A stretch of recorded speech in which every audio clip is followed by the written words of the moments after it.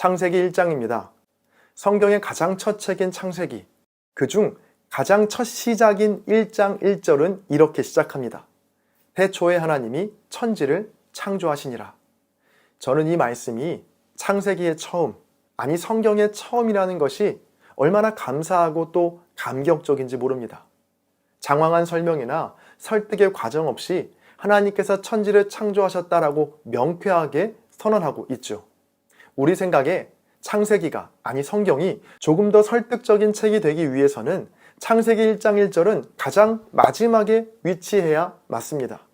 일단 이스라엘의 역사나 여러 합리적인 근거와 설명의 과정들을 거친 후에, 그러니까 결론적으로 하나님이 천지를 창조하셨다라고 하는 것이 훨씬 더 자연스럽고 설득적이거든요. 자, 그러나 창세기는 가장 마지막에 나와야 할 선언이 맨 앞에 나와 있습니다. 왜일까요? 하나님은 인간이 이해하고 이해하지 못하고에 따라 달라지는 분이 아니라는 겁니다. 하나님은 우리의 동의를 필요로 하시는 분이 아니라는 것이죠. 인간의 동의와 이해와는 상관없이 하나님은 천지를 만드신 유일한 창조주이시다. 성경은 모든 것의 시작이 바로 이 믿음에서부터 출발한다라고 우리에게 말해주고 있습니다. 이어지는 3절 이하에서는 6일 동안의 창조의 내용이 나오는데요. 첫째 날에는 빛을 만드시고, 둘째 날에는 궁창을 만든 후에 궁창 위를 하늘, 궁창 아래를 물이라 하셨습니다. 그리고 셋째 날에는 땅과 식물을 만드시고, 넷째 날에는 두 큰 광명체를, 다섯째 날에는 하늘의 새와 물고기를, 마지막 여섯째 날에는 육상동물과 인간을 만드셨죠. 이렇게만 보면 어떤 공통점도 찾기 힘든 것 같은데 6일간의 창조는 크게 두 부분으로 나눌 수 있습니다. 바로 처음 3일 동안은 공간을 만드시고, 나머지 3일은 각 공간에 들어갈 내용을 창조하신 건데요. 첫째 날에 빛이라는 공간을 만드시고, 넷째 날에는 그 공간을 채울 두 광명체를, 둘째 날에 하늘과 바다라는 공간을 만드시고, 다섯째 날에는 그 공간을 채울 새와 물고기를, 또 셋째 날에는 땅이라는 공간을 만드시고, 마지막 여섯째 날에 그 공간을 채울 육상 동물들과 인간을 창조하신 것이죠. 이렇게 창세기 1장의 내용은 끝이 납니다. 창세기 1장에서 우리가 생각해 봐야 할 두 가지 중요한 질문이 있습니다. 먼저 첫 번째 질문은 누가 창조하셨나? 즉, 창조의 주체가 누구인가인데요. 창세기 1장을 천지창조장이라고 하죠. 천지창조를 설명하는 장이라고 하기에는, 그런데 내용이 너무 간략합니다.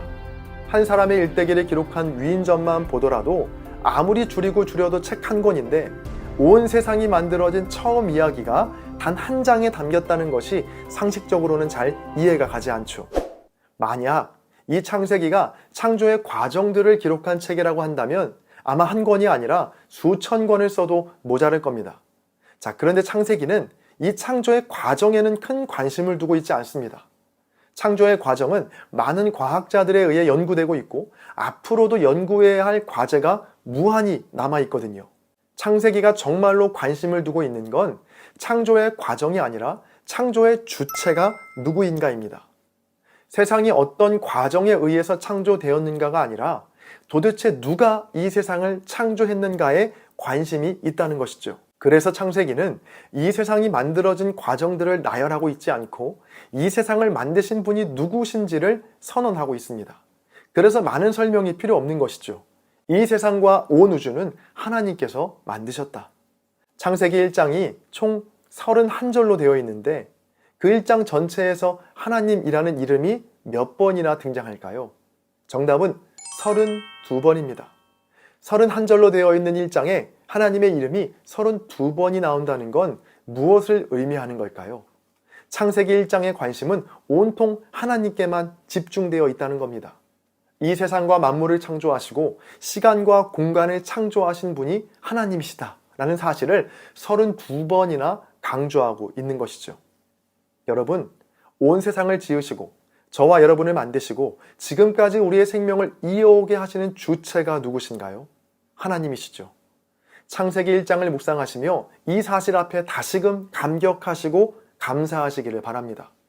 온 우주 만물을 만드시고 또 질서 있게 만드신 그분께서 저와 여러분을 창조하시고 만드셨다는 사실이 얼마나 놀라운 일입니까? 31절로 구성된 창세기 1장에 하나님이라는 이름이 32번이 기록된 것처럼 저와 여러분의 삶의 모든 순간이 하나님으로 빈틈없이 가득 채워지게 되기를 소망합니다. 두 번째 질문은 무엇으로 창조하셨나? 즉, 창조의 방법인데요. 혼돈과 흑암 속에서 하나님은 창조의 사역을 시작하시는데요. 3절입니다. 하나님이 이르시되 빛이 있으라 하시니 빛이 있었고, 하나님께서 빛을 창조하실 때 어떤 방법으로 창조하셨다라고 나오죠? 하나님이 이르시되, 즉 하나님의 말씀으로 창조되었습니다. 그렇게 하나님께서 빛이 있으라고 말씀하신 후에 빛이 있었죠. 이어지는 4절에 보면 말씀으로 창조된 그 빛이 하나님이 보시기에 좋았더라 라고 나와 있습니다. 있으라고 말씀하시니 있었고 그것이 하나님 보시기에 좋았다. 이 패턴은 1장에서 계속 반복되는데요. 하나님의 말씀이 그대로 이루어지는 것이 창조이고 그것이 하나님 보시기에 가장 아름다운 상태라는 겁니다. 이런 창조의 방법을 통해서 우리가 들어야 할 메시지가 있습니다. 그건 바로 하나님이 보시기에 아름다운 삶을 살기 위해선 많은 것이 필요하지 않다는 것이죠. 더 많은 물질과 더 높은 자리, 더 많은 인기, 이런 것들은 하나님께서 기뻐하시는 것이 아니라는 겁니다. 하나님이 보시기에 좋은 삶을 살기 위해서 반드시 있어야 할 한 가지는 바로 하나님의 말씀입니다. 다른 것이 다 없어도 하나님의 말씀만 있으면 하나님께서는 그 인생을 창조적인 인생으로 또 보시기에 좋은 인생으로 만들어주시고 여겨주신다는 거죠. 창세기 1장에 따르면 하나님께서는 말씀으로 공간을 창조하시고 시간도 창조하시고 또 물질도 창조하셨습니다. 혼돈과 흑암을 질서와 조화로 바꾼 것도 바로 말씀이죠. 시간도 공간도 물질도 또 질서와 조화도 모든 것이 하나님의 말씀으로 창조되었습니다. 자, 그렇다면 저와 여러분에게 가장 중요한 건 무엇이 되어야 할까요? 두말할 것 없이 하나님의 말씀이겠죠. 자, 그런데 실상은 그렇지 않습니다. 말씀보다 나의 시간과 나의 공간 그리고 나의 물질을 더 중요하게 생각하거든요. 시간이 없다고 말씀을 뒤로 미루고 돈이 되는 일에는 악착같이 노력하지만 하나님의 말씀을 읽고 듣고 이해하는 일에는 소홀하지는 않으셨나요? 오늘만큼은 시간과 물질에 쫓겨 말씀을 뒤로 미루지 마시고 먼저 말씀을 읽고 그 말씀 앞에 멈춰 서시기 바랍니다. 그럴 때 분주한 삶이 질서로, 어둠이 빛으로, 조급함이 평안으로 바뀌어지게 될 줄로 믿습니다. 바로 하나님의 말씀에는 창조의 능력이 있기 때문입니다. 창세기 2장입니다. 창세기 2장은 크게 두 부분으로 나눌 수 있습니다. 먼저 1절부터 3절까지의 창조의 완성, 안식입니다.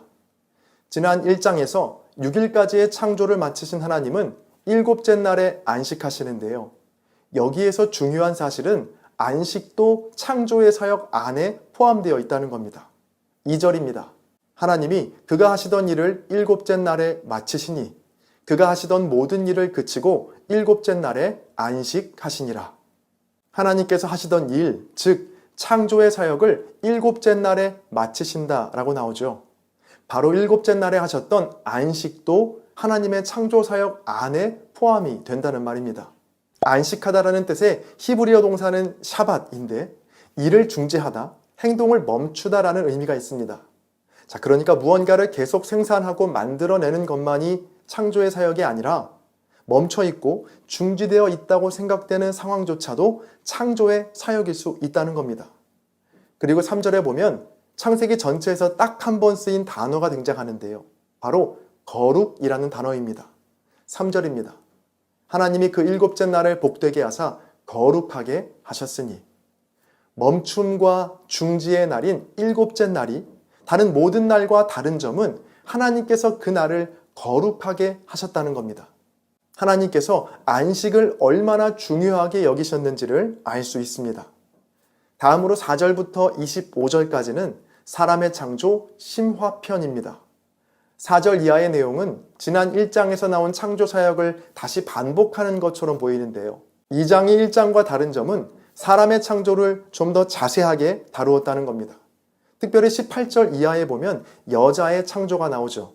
이렇게 아담과 그의 아내 하와가 벌거벗었으나 부끄러워하지 않았다라는 것으로 창세기 2장의 말씀은 끝이 납니다.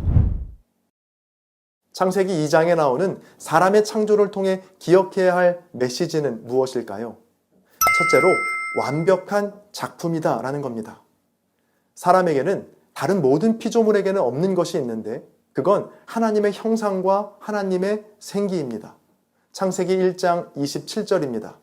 하나님이 자기 형상, 곧 하나님의 형상대로 사람을 창조하시되 남자와 여자를 창조하시고, 창세기 2장 7절입니다. 여호와 하나님이 땅의 흙으로 사람을 지으시고 생기를 그 코에 불어넣으시니 사람이 생명이 되니라. 아멘.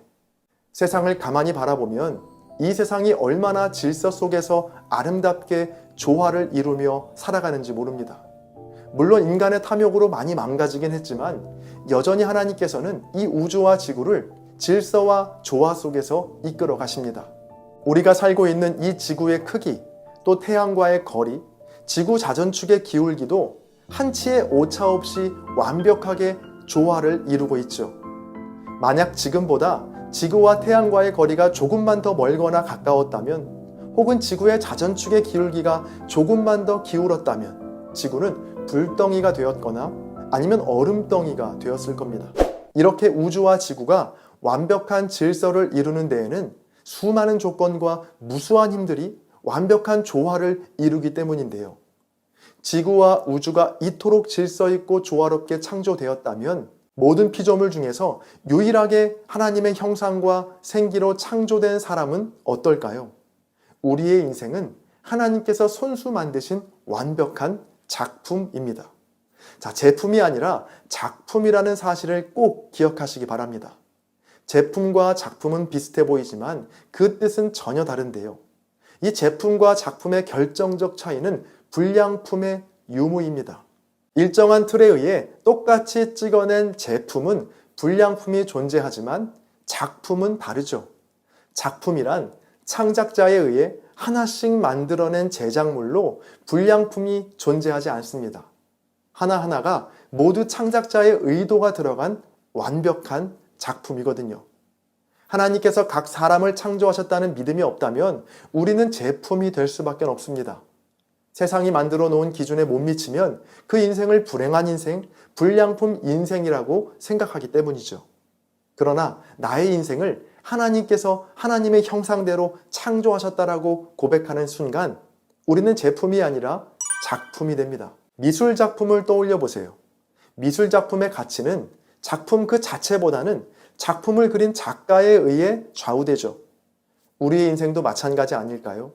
남들과 달라서 불량품이라고 생각했던 인생도 하나님이라는 이름이 우리 인생 가운데 붙게 되면 모든 것이 역전되어 어마어마한 가치가 있는 하나밖에 없는 작품 인생이 될 줄로 믿습니다.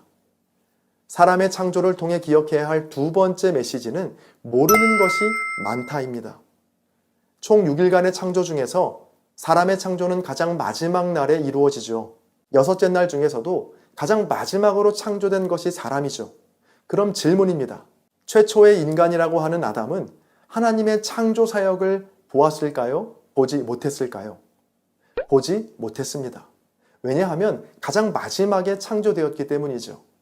아담이 창조되어 눈을 떴을 때 이미 모든 창조가 다 끝난 뒤였습니다. 다시 말하면 아담은, 즉 인간은 하나님의 창조를 보지 못했다는 겁니다. 그런데 성경을 자세히 읽으신 분들은 이런 질문을 할 수 있습니다. 아니 목사님, 하와는요? 하와는 아담이 만들어지고 난 후에 창조되지 않았나요? 아담은 하와가 창조되는 과정을 보지 않았을까요? 창세기 2장 21절입니다. 여호와 하나님이 아담을 깊이 잠들게 하시니 잠들매 그가 갈빗대 하나를 취하고 살로 대신 채우시고, 말씀해 보면 하나님께서 하와를 창조하시기 전 아담을 깊이 잠들게 하시죠. 결국 아담은 하와의 창조도 보지 못했습니다. 사람이 가장 마지막에 창조되었다는 것, 이것이 무엇을 의미할까요? 마지막에 창조되었기 때문에 사람이 다른 모든 것들보다 가장 귀하다라고 생각할 수도 있겠지만 반대로 마지막에 창조되었기 때문에 모르는 것이 가장 많은 존재가 바로 사람이라는 겁니다. 하나님께서 빛을 창조하시고 궁창을 만드시고 땅을 만드실 때 사람은 거기 없었습니다. 하늘의 새와 바다의 물고기와 땅의 모든 생물들이 창조될 때도 사람은 없었죠. 사람이 창조되었을 땐 이미 모든 것이 끝난 뒤였습니다. 저와 여러분도 눈을 떠보니 모든 것이 끝난 뒤였죠. 눈을 떠보니 부모님이 있었고 형제 자매가 있었고 이 세상이 있었고 꽃과 나무들이 있었고 가축과 생물들이 있었고 지구가 있었고 태양이 있었고 모든 것이 이미 다 있었죠. 내가 만들고 내가 계획한 것들은 하나도 없었고 이미 모든 것이 다 있었다는 겁니다. 자, 그렇다면 하나님과 세상을 대하는 우리의 태도는 어때야 할까요? 교만할 수 없겠죠. 여러분 기억하세요. 나는 가장 마지막에 창조되었기 때문에 모르는 것이 많은 사람이다. 마지막으로 세 번째 메시지는 멈춤부터 시작했다입니다.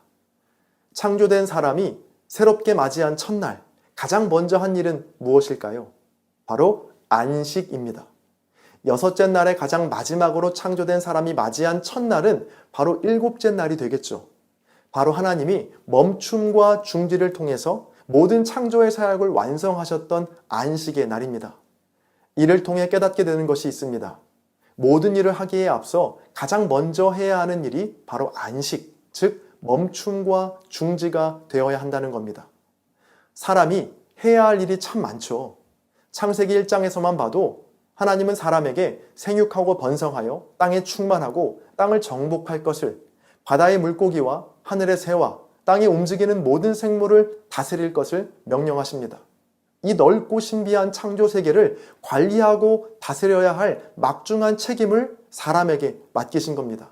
이러한 크고 무거운 책임을 잘 감당하기 위해서 가장 먼저 힘써 지켜야 할 것은 아이러니하게도 더 많은 일이 아니라 하나님 안에서의 안식, 즉 멈춤과 중지입니다. 인류 최초의 사람인 아담과 하와가 창조 후에 맞이한 첫날이 바로 일곱째 날이라는 사실을 여러분 기억하세요. 우리에게 주어진 수많은 일들을 잘 감당하기 위해서 우리가 가장 먼저 해야 할 일도 바로 안식입니다. 매주일 하나님 앞에 멈추어 서서 이 세상과 나 자신을 길고 진지하게 생각해 볼 수 있는 멈춤의 시간을 가져야 합니다.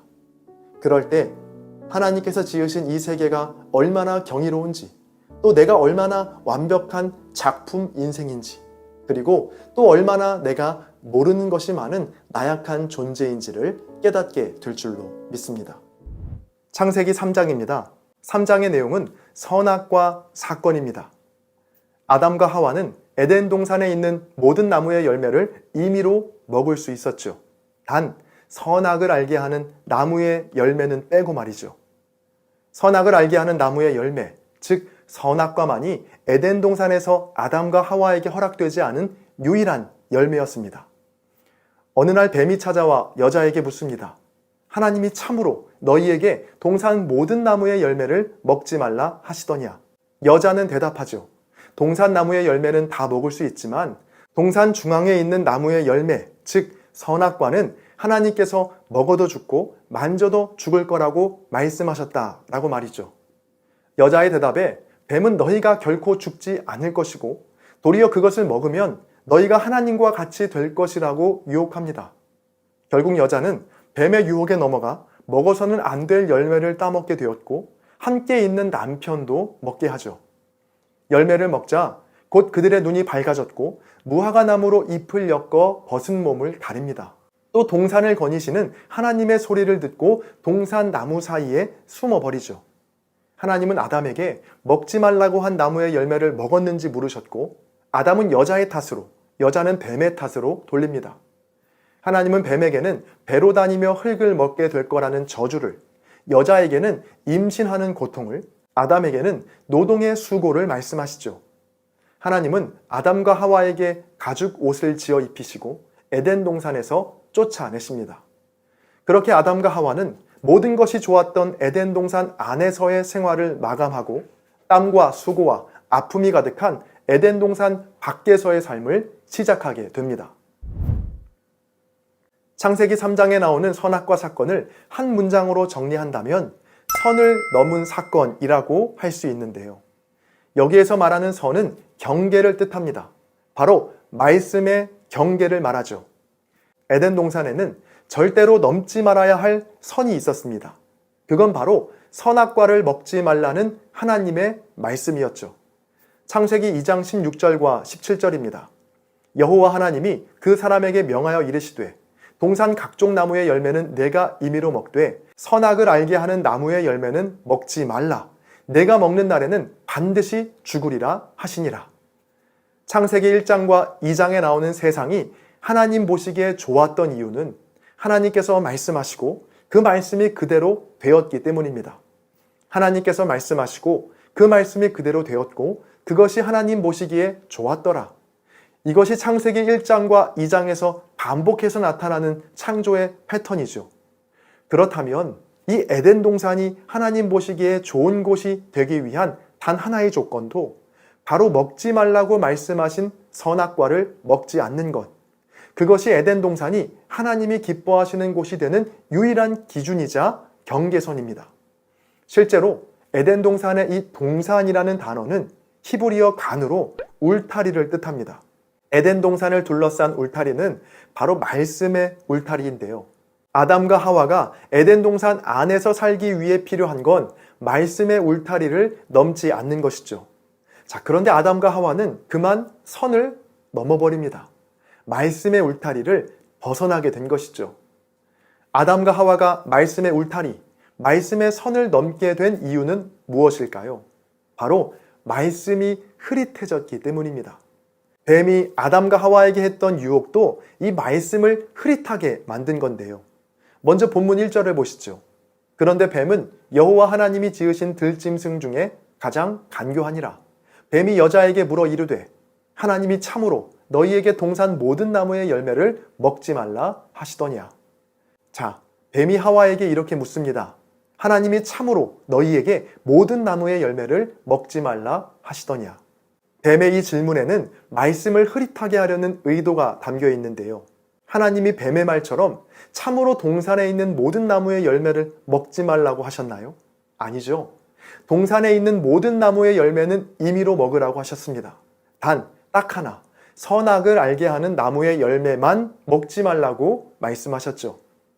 그런데 뱀은 마치 하나님이 모든 열매를 먹지 말라고 한 것처럼 말하고 있는 겁니다. 이런 뱀의 유혹은 오늘날도 계속되고 있는데요. 세상은 하나님을 믿으면 내 이전까지의 삶과 직업과 내가 누리던 모든 기쁨을 포기해야 하는 것처럼 우리를 몰아갑니다. 자, 그러니 너무 열심히는 하지 말고 적당하게 믿으라고 하죠. 적당히. 내 시간과 내 즐거움을 빼앗기지 않을 만큼만 적당하게 믿으라고 유혹합니다. 하나님은 너의 인생에 있는 아름다운 것들을 단 하나도 먹지 못하게 하는 심술궂고 무서운 존재라는 겁니다. 여러분은 하나님을 어떻게 생각하시나요? 혹시 뱀의 유혹처럼 하나님이 마치 우리 삶의 모든 것을 통제하시고 모든 기쁨을 빼앗아 가시는 분으로 오해하고 있지는 않으신가요? 하나님은 절대로 우리의 모든 기쁨을 빼앗아 가시는 분이 아니십니다.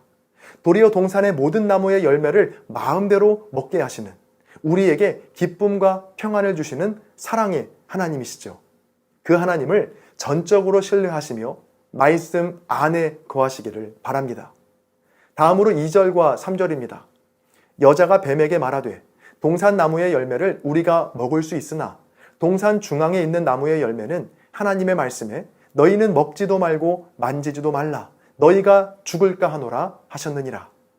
방금 전에는 뱀이 하나님의 말씀을 왜곡했다면 지금은 하와가 하나님의 말씀을 왜곡하고 있는데요.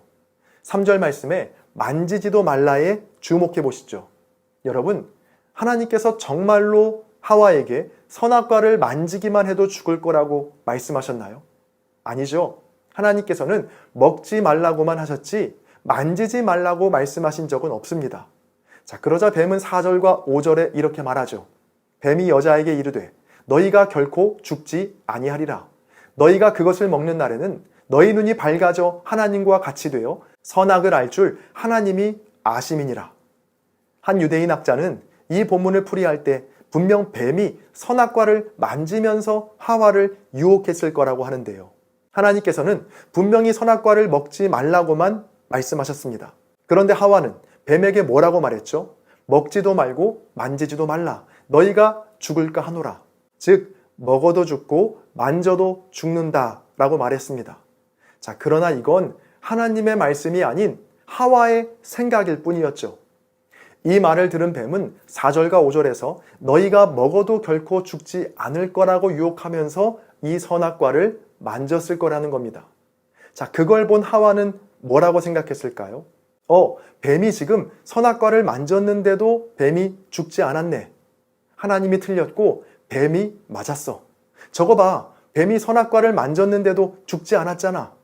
자, 그렇게 하와는 반드시 죽으리라는 하나님의 말씀을 버리고 결코 죽지 아니하리라고 하는 뱀의 말을 따르게 됩니다. 자, 이런 하와의 잘못은 오늘 우리 삶에서도 고스란히 되풀이되고 있는데요. 하나님은 이런 분이실 거야. 하나님은 이렇게 말씀하실 거야 라고 하면서 마치 내 생각을 하나님의 말씀인 것처럼 포장하고 그러다 내 생각대로 일이 풀리지 않으면 하나님을 거짓말쟁이로 몰아가 하나님의 말씀을 아무렇지도 않게 어기고 떠나버리죠. 하나님의 말씀보다 자신의 생각을 더 신뢰했던 아담과 하와는 결국 에덴 동산에서 추방당하고 반드시 죽으리라는 하나님 말씀대로 죽을 수밖에 없는 인생으로 전락하게 됩니다. 선을 넘어 말씀의 울타리를 벗어난 아담에게 하나님은 내가 어디 있느냐라고 물으시죠. 하나님은 오늘도 저와 여러분에게 이렇게 묻고 계십니다. 내가 어디 있느냐? 여러분은 어디에 서 계신가요? 말씀이라는 울타리, 말씀이라는 선 안에 계신가요? 아니면 그 울타리와 선을 벗어나 계신가요? 하나님의 말씀을 그 말씀 그대로 받아서 붙들며 살고 계신가요? 아니면 내 생각과 세상의 가치관을 섞어서 물에 술 탄 듯, 술에 물 탄 듯 세상과 다름없이 살고 계시진 않으신가요? 혹시 우리 삶에서 하나님의 말씀이 너무 흐릿해지지는 않았나요? 여러분, 하나님은 신실하신 분이시고 말씀하신 것은 그대로 이루시는 분이십니다. 하나님을 나의 기준과 내 생각에 끼워 맞추지 마시고 그 말씀 그대로 겸손하게 받으시기를 바랍니다. 말씀의 울타리 안에서 하나님의 말씀을 목숨처럼 여기고 내 삶 속에서 지켜 행할 때 나를 귀찮게 하는 그 울타리가, 그 선이 나를 영원까지 지켜주는 생명의 울타리가 될 줄로 믿습니다. 말씀의 선 안으로, 그 울타리 안으로 초청하시는 하나님의 음성에 순종하셔서 다시 하나님이 주시는 그 에덴의 기쁨과 평안을 회복하시는 저와 여러분 되시기를 주님의 이름으로 간절히 축복합니다. 창세기 4장과 5장입니다.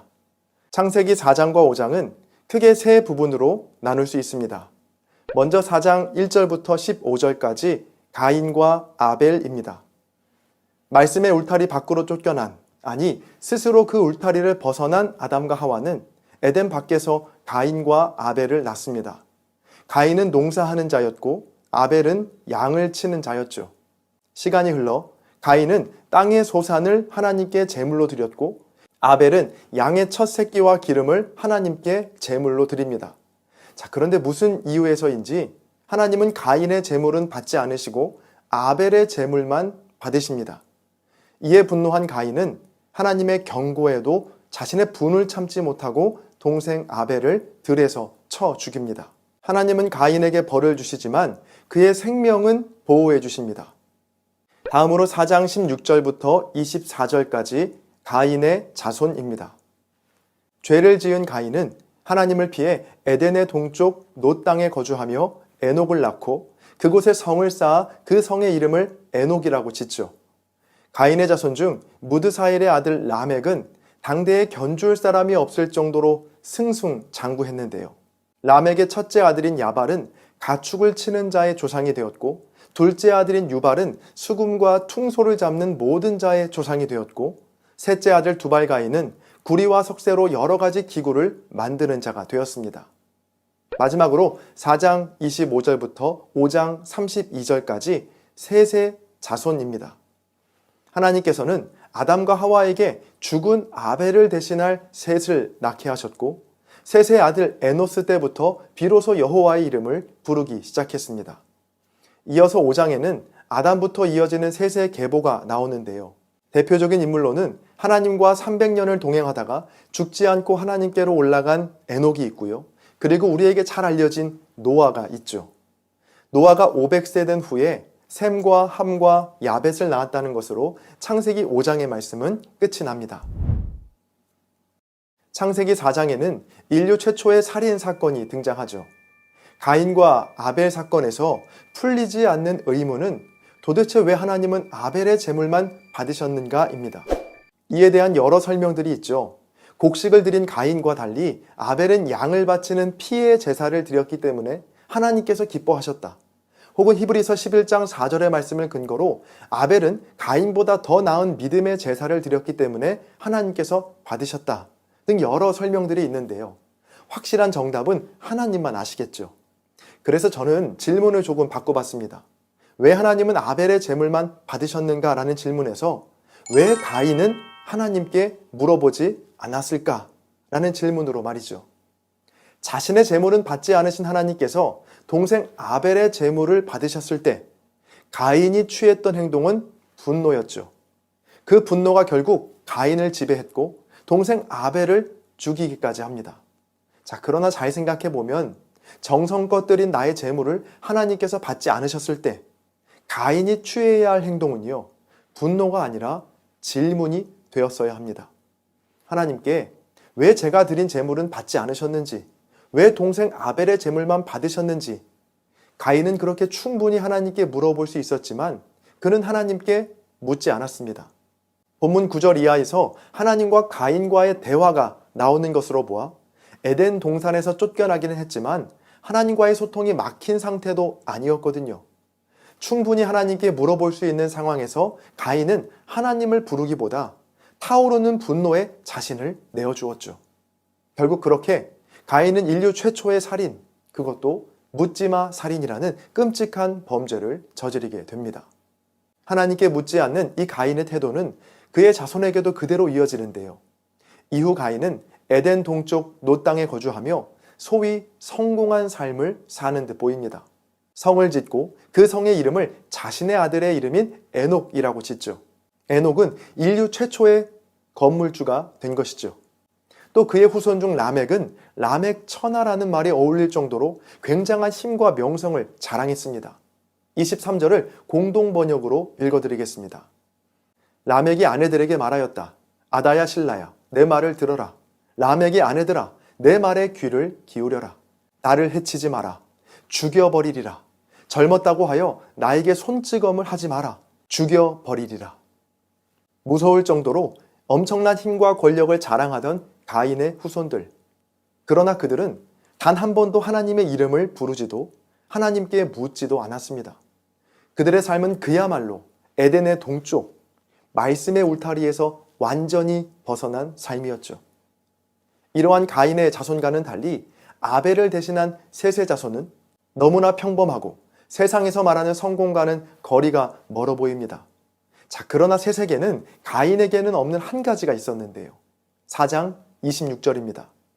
셋도 아들을 낳고 그의 이름을 에노스라 하였으며 그때 사람들이 비로소 여호와의 이름을 불렀더라. 아멘. 분노 앞에서 하나님께 묻지 않고 하나님을 부르지 않아 끔찍한 죄를 지었던 가인과는 달리 아벨을 대신한 셋은 하나님의 이름을 부르는 자였습니다. 아무것도 아닌 것 같은 이 작은 차이가 돌이킬 수 없는 큰 결과를 낳게 하는데요.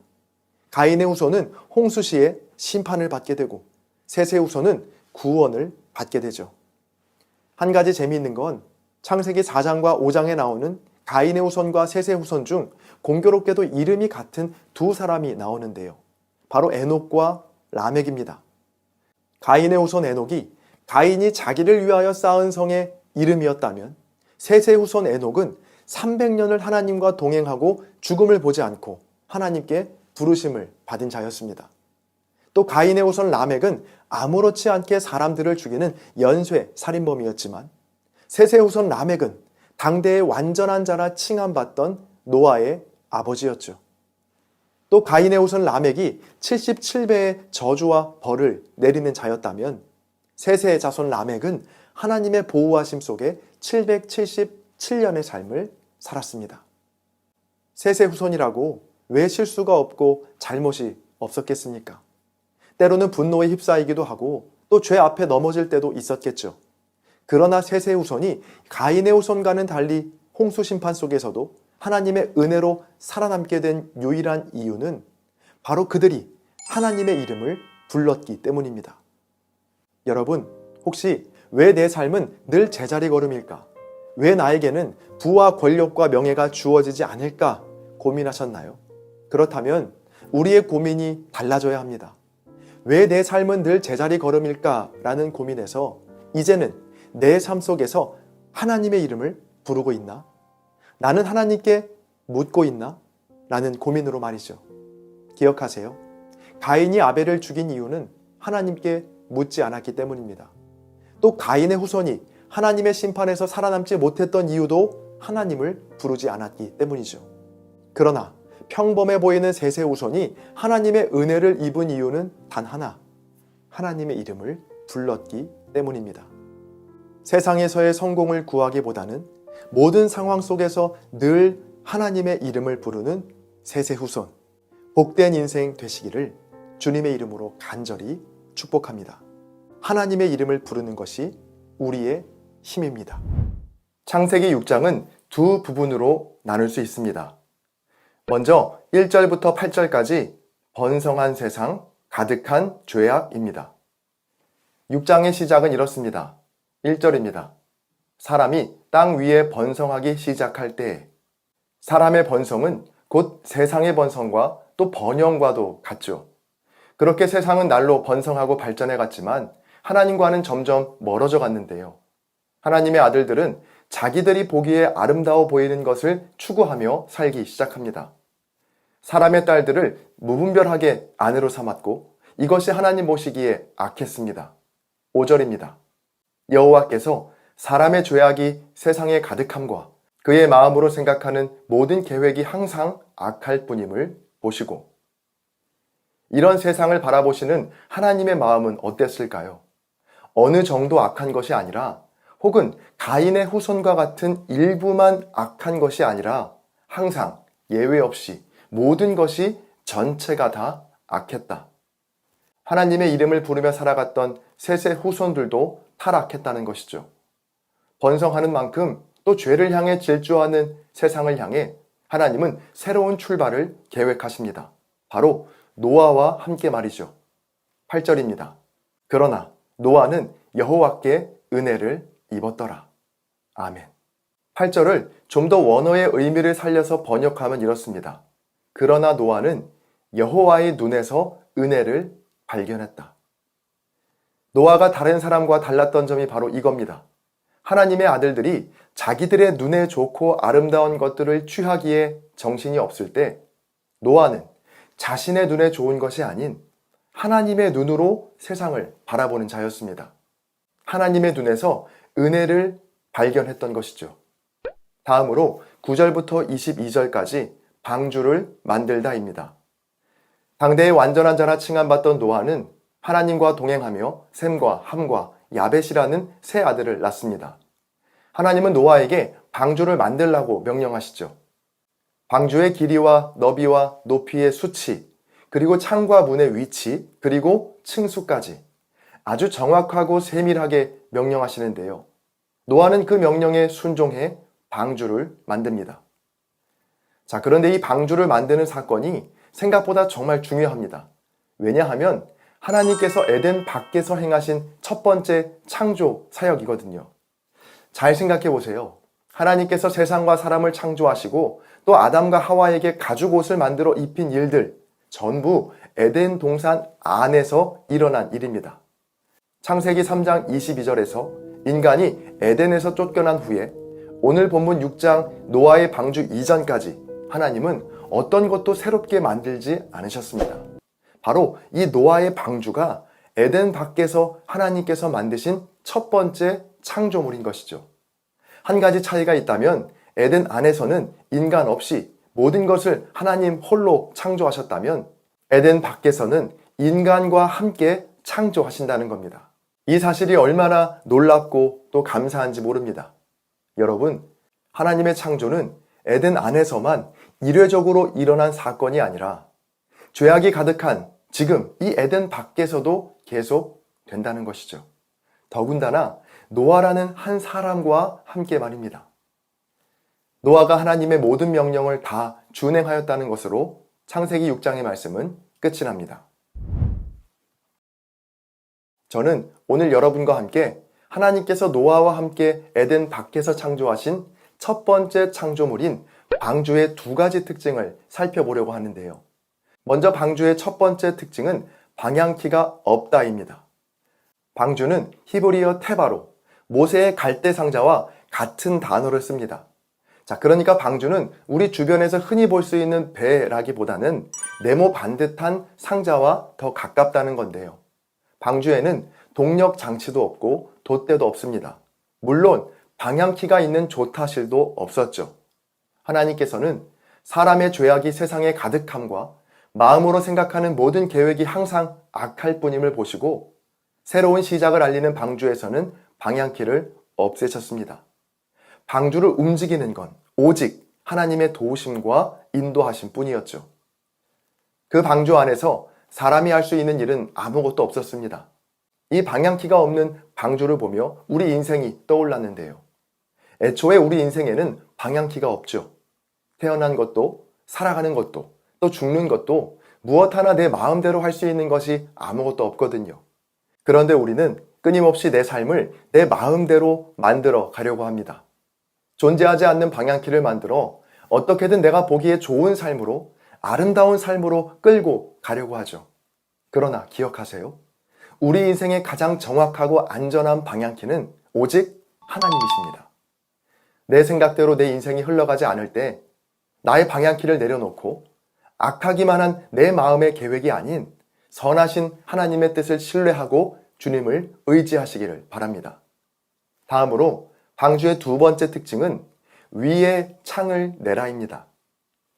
방주에서 창의 위치는 위에서부터 한 규빗, 즉 45cm 정도 아래입니다. 우리 생각에는 옆에도 좀 창을 내고 앞에도 창을 내서 답답하지 않게 시야와 공기를 확보하는 것이 좋을 것 같은데 왜 하나님은 위에만 창을 내라고 하신 것일까요? 노아 시대에 세상이 타락하고 죄로 가득했던 이유가 무엇이었죠? 바로 사람의 눈에 보기 좋은 것만 취하고 하나님의 눈을 의식하지 않았기 때문입니다. 하늘을 바라보지 않았던 것이죠. 누가복음 17장 27절입니다. 노아가 방주에 들어가던 날까지 사람들이 먹고 마시고 장가들고 시집 가더니 홍수가 나서 그들을 다 멸망시켰으며 노아가 방주에 들어가던 날까지 사람들은 하나님을 보지 못하고 세상 일에만 몰두하였습니다. 그 결과는 멸망이었고 죽음이었죠. 그렇게 방주에 들어간 노아와 그의 가족들에게 하나님은 위에만 창을 내주셨습니다.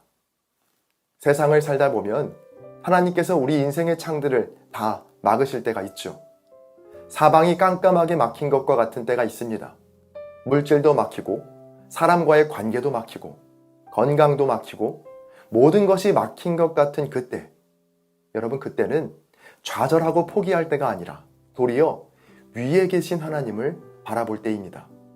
모든 것을 다 잃어버린 것 같아도 하나님을 바라보면 살게 되고 모든 것을 다 가진 것 같아도 하나님을 잃으면 죽는 것과 다름이 없습니다.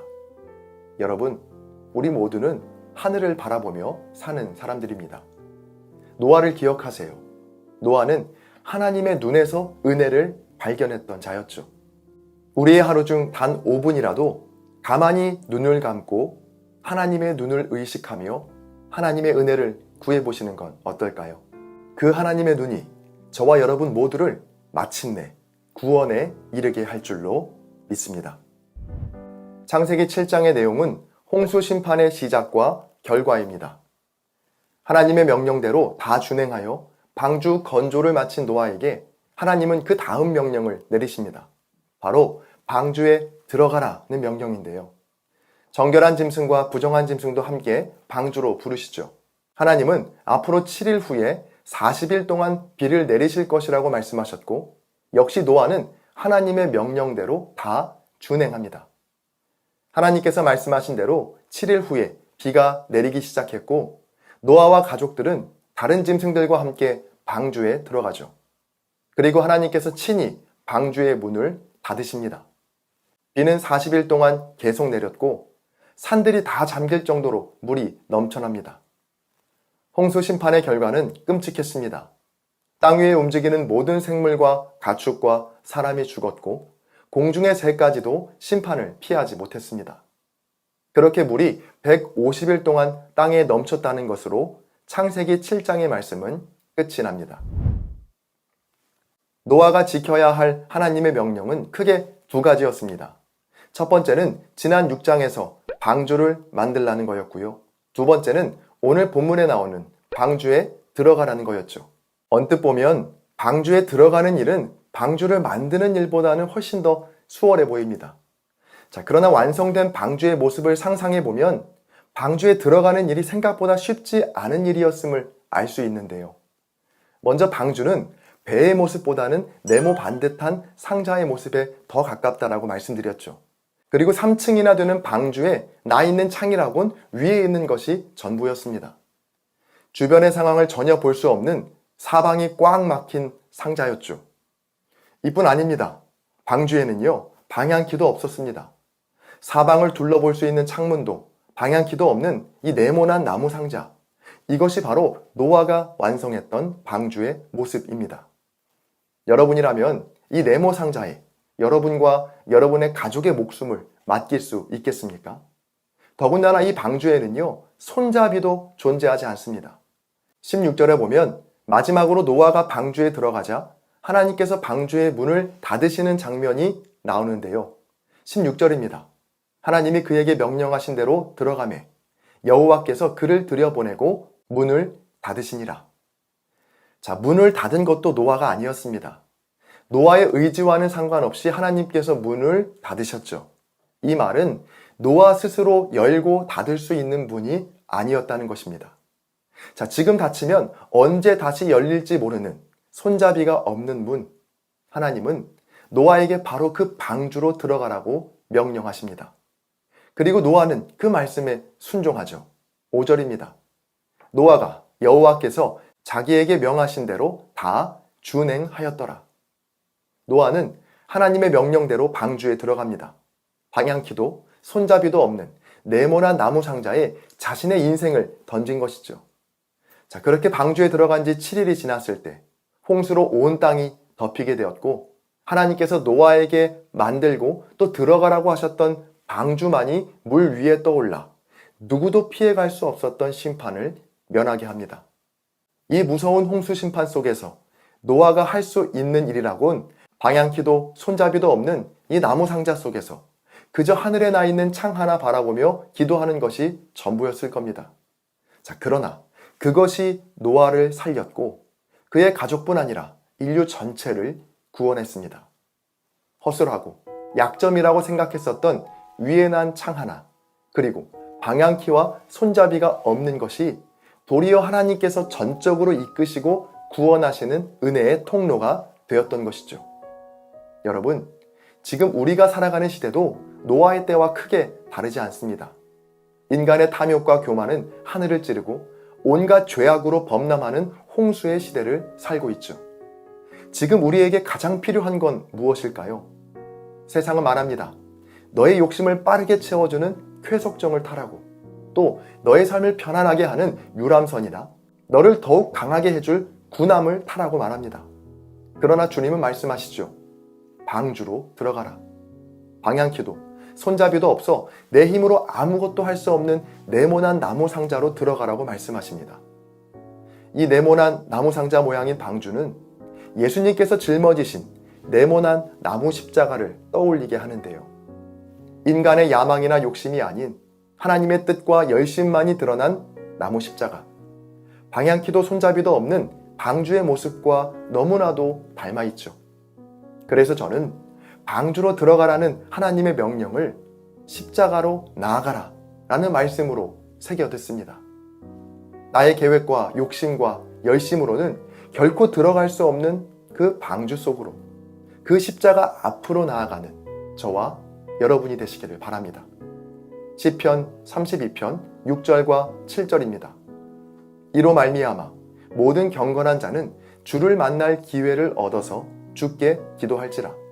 진실로 홍수가 범람할지라도 그에게 미치지 못하리이다. 주는 나의 은신처이오니 환난에서 나를 보호하시고 구원의 노래로 나를 두루시리이다. 아멘. 오늘도 주님은 우리에게 말씀하십니다. 방주로 들어가라. 십자가로 나아가라. 저와 여러분 모두 그 명령에 준행하여 방주로 또 십자가로 나아가게 되시기를 바랍니다. 그럴 때 모든 것이 잠기고 삼켜지는 홍수 속에서도 보호하시고 떠오르게 하시는 하나님의 놀라운 은혜를 경험하게 될 줄로 믿습니다. 창세기 8장은 두 부분으로 나눌 수 있습니다. 먼저 1절부터 19절까지 홍수가 그치다입니다. 40일 동안 멈추지 않고 내린 비로 모든 것이 물에 잠겼고 노아의 방주만이 남게 됩니다. 그렇게 150일이라는 긴 시간이 흘러 드디어 물이 줄어들고 그해 7월 17일에 방주는 아라랏산에 머물게 됩니다. 이후 물이 계속 줄어들어 10월 1일이 되자 다른 산들의 봉우리도 보이기 시작합니다. 그리고 40일 후에 드디어 노아는 방주 위에 있는 창을 열어 차례로 까마귀와 비둘기를 날려보내죠. 물이 완전히 빠졌는지를 알기 위해서였습니다.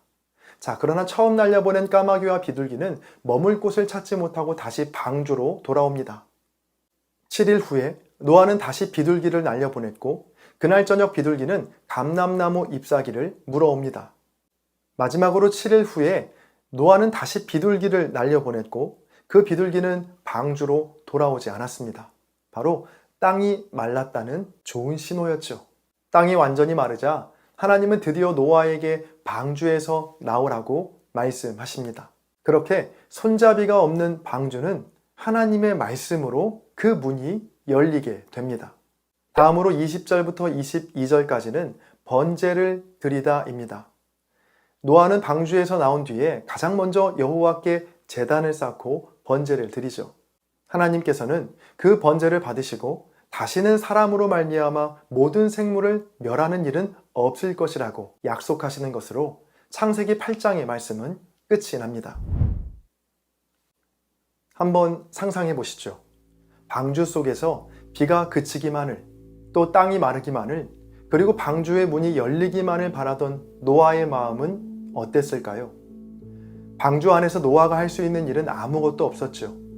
지금 이 방주가 어디를 향해 가고 있는지, 어디쯤 왔는지, 그리고 바깥의 상황은 어떤지 전혀 알 길이 없었습니다. 방향키도 또 손잡이도 없는 방주에서 노아는 그저 위에 달린 창을 바라보며 기다릴 뿐이었습니다. 우리의 인생도 이렇게 물 위에 떠 있는 방주와 같이 내 힘으론 아무것도 할 수 없는 때가 있죠. 사방이 꽉 막힌 것 같이 답답함과 두려움이 엄습해오고 혹시 주님이 나를 잊으신 건 아닐까 하는 의심과 근심 속에 빠질 때가 있습니다. 예수님을 믿고 구원을 받았다라고 말은 하는데 정작 내 삶은 방주 속에 있는 노아처럼 캄캄할 때, 그 어둠 속에서 정말 내가 받은 구원이 확실한가? 하나님이 예비하신 나라가 정말 있기는 한 걸까? 그런데 왜 이 긴 어둠은 끝나지 않는 걸까? 하는 두려움 속에 계신 분이 있으셨다면 오늘의 말씀에 귀를 기울이시기 바랍니다. 본문 1절입니다. 하나님이 노아와 그와 함께 방주에 있는 모든 들짐승과 가축을 기억하사 하나님이 바람을 땅 위에 불게 하심에 물이 줄어들었고, 노아는 하나님의 말씀을 듣고 그 말씀에 순종해 방주를 만들기 시작하면서부터 사람들과 세상 속에서 철저히 잊혀진 존재가 되었습니다. 세상 사람들이 자기의 즐거움을 위해 또 자기 눈에 좋은 것을 쫓아 살아갈 때 노아는 오직 하나님의 말씀을 이루기 위해 살아갔죠.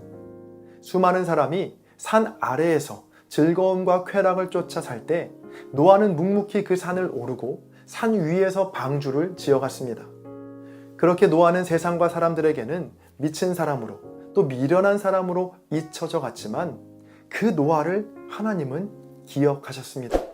1절에 나오는 기억이라는 말은 히브리어 자카르라는 단어를 씁니다. 구약 성경에서 이 자카르라는 단어가 쓰일 때는 단순히 마음으로 생각하고 머리로 기억한다는 것을 넘어서 하나님의 적극적인 개입과 도우심까지 포함하는 단어인데요. 그러니까 하나님께서 노아를 또 저와 여러분을 기억하신다라고 할 때에는 하나님의 적극적인 개입과 일하심이 따라온다는 겁니다. 성경의 몇 군데만 함께 살펴보겠습니다. 창세기 19장 29절입니다. 하나님이 그 지역의 성을 멸하실 때, 곧 롯이 거주하는 성을 엎으실 때에 하나님이 아브라함을 생각하사 롯을 그 엎으시는 중에서 내보내셨더라. 하나님이 아브라함을 생각하사, 즉 자카르 하사, 롯을 구원하셨다라는 말씀이고요. 다음으로 창세기 30장 22절입니다. 하나님이 라헬을 생각하신지라. 하나님이 그의 소원을 들으시고 그의 태를 여셨으므로. 마찬가지로 하나님께서 라헬을 생각하시고 즉 자카르 하시니 무슨 일이 나타났죠? 하나님께서 개입하셔서 그의 태를 여셨습니다. 마지막으로 한 군데만 더 살펴보겠습니다. 출애굽기 2장 24절입니다. 하나님이 그들의 고통 소리를 들으시고 하나님이 아브라함과 이삭과 야곱에게 세운 그의 언약을 기억하사 애굽에 종살이하던 이스라엘 백성들을 하나님이 기억하사 무엇을 행하셨죠? 바로 출애굽을 행하셨습니다. 노아도 마찬가지입니다. 하나님께서 노아를 기억하시자 물이 줄어들기 시작했습니다. 그런데 중요한 건 물이 줄어드는 속도인데요. 3절에 보니까 물이 물러가되 점점 물러갔다라고 나옵니다. 우리 생각에는 하나님이 우리를 생각하시고 우리 삶에 개입하시면 내 모든 문제와 어려움들이 단번에 순식간에 해결되기를 바라지만 어디까지나 그건 우리의 시간표이고요. 하나님의 시간표는 다릅니다. 때로 아무 일도 일어나고 있지 않다라고 생각되는 그 순간에도 하나님은 점점 그러나 신실하게 일하고 계십니다. 지금 내 삶에 뭔가 급격한 변화가 일어나지 않더라도 여러분 조급해하거나 걱정하지 마세요. 하나님은 지금도 점점 서서히 그러나 가장 완벽하게 우리의 삶을 이끄시고 우리를 변화시켜 주시는 줄로 믿습니다. 여러분, 때때로 우리의 모습이 해가 쨍쨍한 날에 방주를 만드는 노아처럼 하나님을 믿고 예배하며 산다는 것이 참 어리석고 바보 같아 보일 때가 있습니다. 세상과 사람들에게는 점점 잊혀져 가는 것 같고 또 도태되는 것 같고 뒤처지는 것 같이 여겨질 때가 있죠. 그러나 잊지 말아야 할 건 세상과 사람들이 나에 대해 하는 평가나 기억이 결코 우리를 구원에 이르게 하지는 못한다라는 겁니다.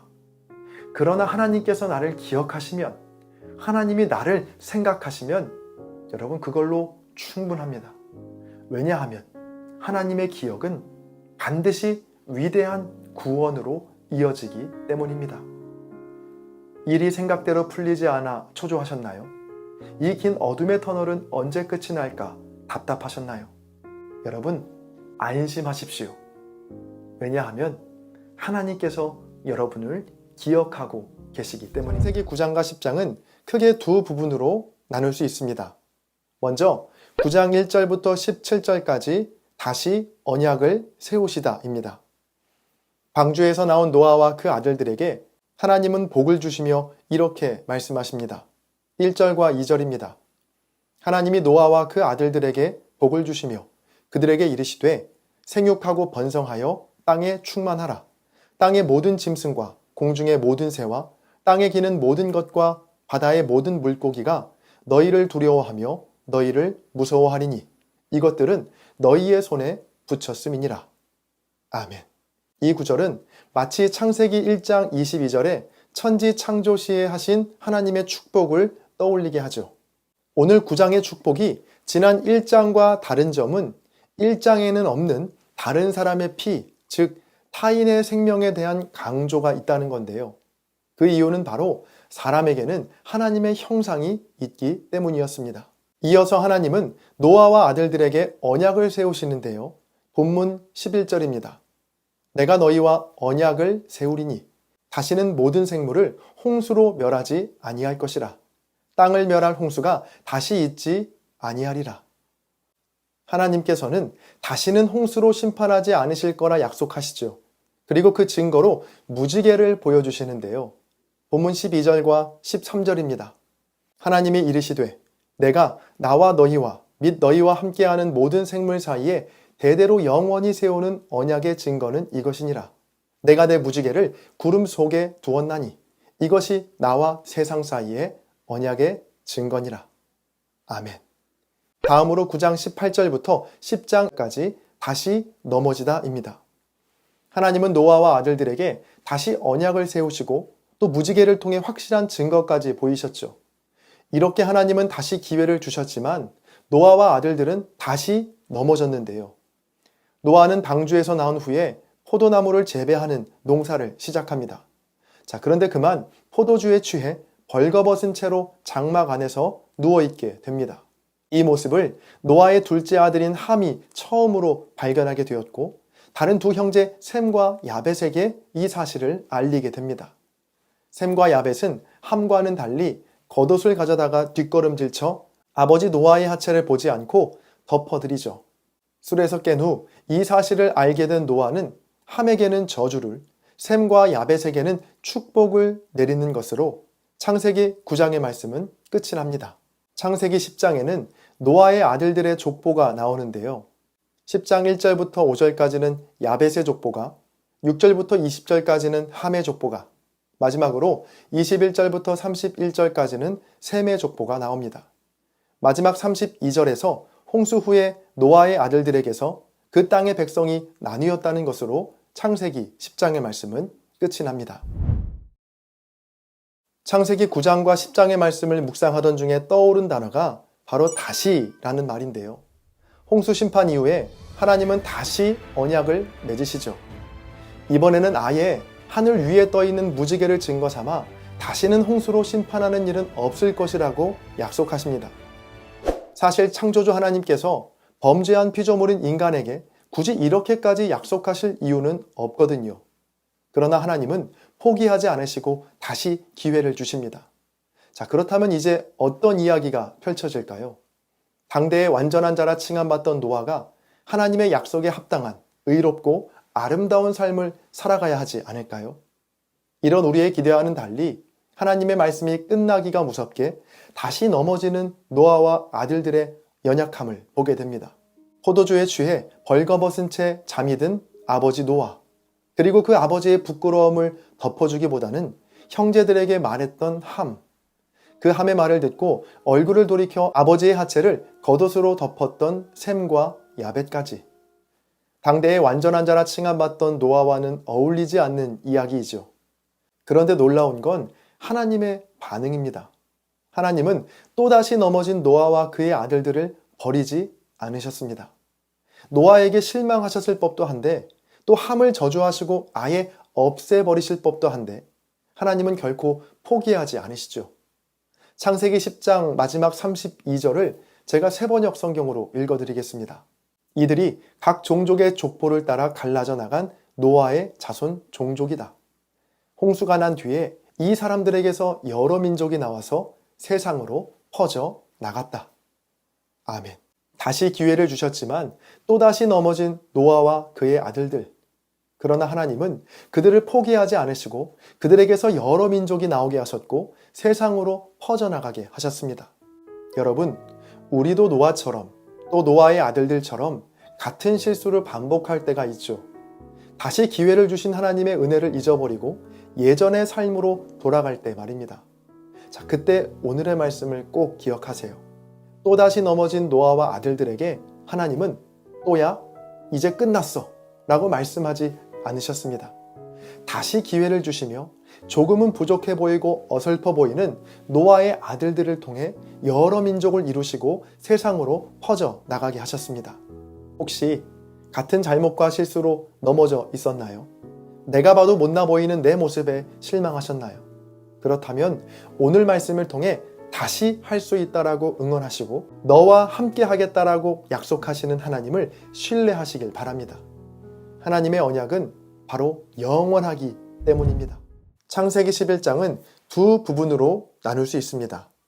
먼저 1절부터 9절까지 바벨탑을 쌓다입니다.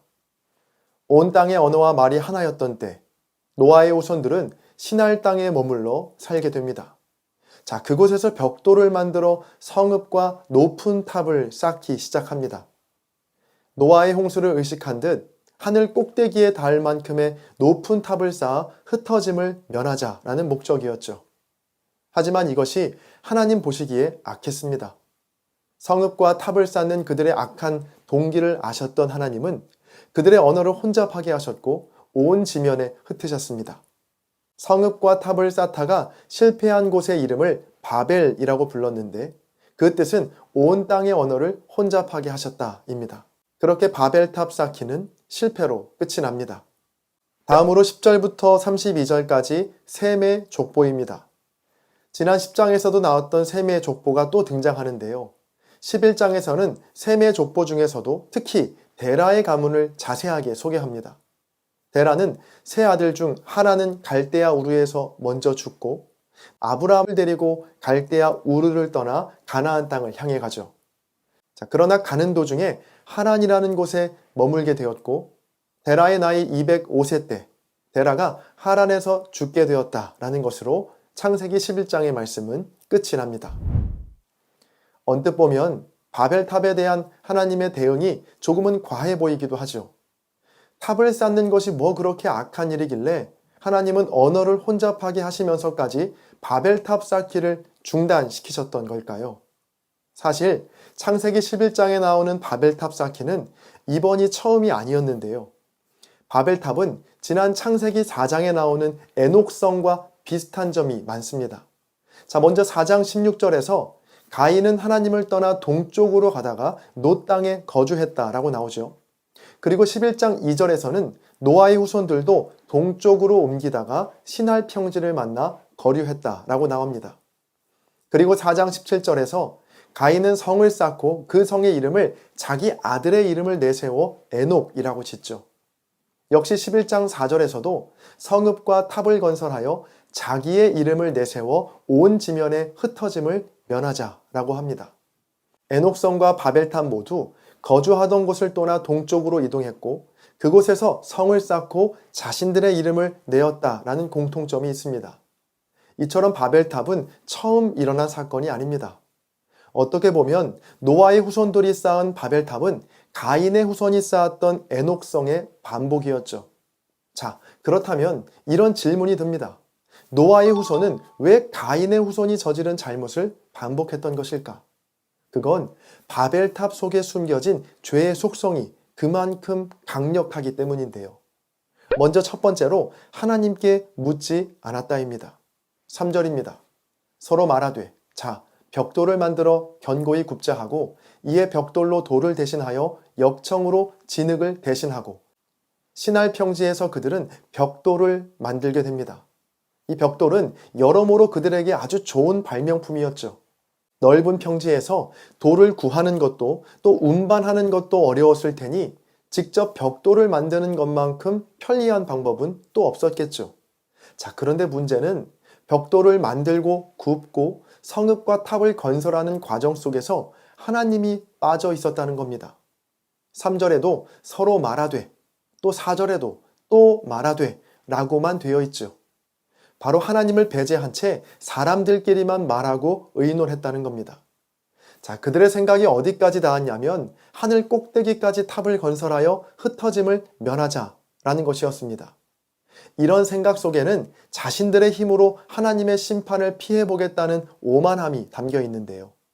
다시 홍수 심판이 임하더라도 아라랏산 꼭대기보다 더 높은 탑을 쌓아 그곳에서 심판을 피해보겠다는 생각이었죠. 자, 그러나 이런 생각은 무지개를 통해 더 이상 물로 심판하지 않겠다는 하나님의 약속을 불신하는 매우 오만한 발상에 불과합니다. 여러분, 인생을 살면서 신할 평지에서 만난 벽돌과 같이 아무리 좋은 기회를 만난다고 해도 그 기회를 두고 하나님께 기도하지 않고 묻지 않으면 우리가 만들 수 있는 거라곤 바벨탑밖에는 없습니다. 모든 상황 속에서 가장 먼저 하나님께 묻고 주님의 뜻을 구하는 여러분 되시기를 바랍니다. 두 번째로 하나님을 높이지 않았다입니다. 4절입니다. 또 말하되 성읍과 탑을 건설하여 그 탑 꼭대기를 하늘에 닿게 하여 우리 이름을 내고 온 지면에 흩어짐을 면하자 하였더니. 바벨탑을 쌓을 때 사람들은 우리 이름을 내자라고 말하죠. 우리가 이만큼 높은 탑을 쌓고 심지어 하나님의 심판도 피해갈 수 있는 높은 곳에 있다라고 자신의 이름을 자랑하는 건데요. 자, 그렇게 자신의 이름을 자랑하며 쌓아가던 바벨탑은 한순간에 무너져 내립니다. 자, 자신의 이름을 자랑하는 것, 이것도 역시 어디에서 많이 보았던 패턴 아닌가요? 지난 창세기 4장에서 가인의 후손과 셋의 후손의 결정적 차이가 바로 누구의 이름을 자랑하는가였는데요. 가인의 후손들의 관심은 언제나 자신의 이름뿐이었죠. 얼마나 자신의 이름을 중요하게 여겼냐면 가인이 성을 쌓고 그 성의 이름을 자신의 아들의 이름인 에녹성이라고 지었겠습니까? 자, 그러나 셋의 후손은 달랐습니다. 셋이 에노스를 낳았을 때 그때의 사람들이 비로소 여호와의 이름을 부르기 시작했습니다. 기억하세요. 내가 스스로 높아지려고 하면 한없이 추해지고 작아지지만 하나님을 높이려고 하면 하나님께서 저와 여러분을 높여 주실 줄로 믿습니다. 마지막 세 번째로 하나님께 순종하지 않았다입니다. 4절의 마지막을 보면 온 지면에 흩어짐을 면하자라고 나와 있죠. 자, 그런데 하나님께서 창세기 1장에서 아담과 하와에게 생육하고 번성하여 땅에 충만하라, 즉 온 땅에 흩어지라고 명령하셨습니다. 또 노아의 홍수 이후에 노아의 후손들에게 하신 말씀도 동일했는데요. 창세기 9장 1절입니다. 하나님이 노아와 그 아들들에게 복을 주시며 그들에게 이르시되 생육하고 번성하여 땅에 충만하라. 아멘. 분명히 하나님께서는 한 곳에 모여 살지 말고 온 땅에 충만하도록, 즉 흩어지도록 명령하셨습니다. 그러나 노아의 후손들은 그 명령을 무시했죠. 인간에게는 안전한 곳에 안주하고자 하는 습성이 있습니다. 사람과의 관계도 그렇고 하는 일도 그렇고 모든 면에서 모험을 싫어하죠. 늘 만나던 익숙한 사람과만 만나려고 하고 새로운 일에 도전하기보다는 지금 하는 일에 안주하려고 합니다. 여러분, 흩어지는 것을 두려워하지 마십시오. 주님께서 우리를 낯선 곳으로 흩으실 때, 또 새로운 일을 맡기실 때 그 흩어짐을 통하여 더 부요하게 하시고 더 풍성하게 하실 주님을 기대하시기를 바랍니다. 아무리 좋은 자원이 내게 있어도, 그래서 내가 이 세상에서 잘 나가고 승승장구하는 것처럼 보여도 그 삶이 바벨탑이 될 수 있다는 사실을 기억하세요. 늘 우리가 점검해야 할 것은 지금 내가 얼마나 높이 올라와 있나, 내가 얼마나 멋지고 화려하게 살고 있나가 아닙니다. 나는 지금 하나님께 물으며 살고 있나? 내 이름보다 하나님의 이름을 더 높이고 있나? 또 내 생각보다 하나님의 말씀에 순종하고 있나? 이 세 가지를 늘 점검하셔서 여러분의 인생이 무너져야 할 바벨탑이 아니라 영원히 무너지지 않을 거룩한 주님의 성전이 되시기를 주님의 이름으로 간절히 축복합니다.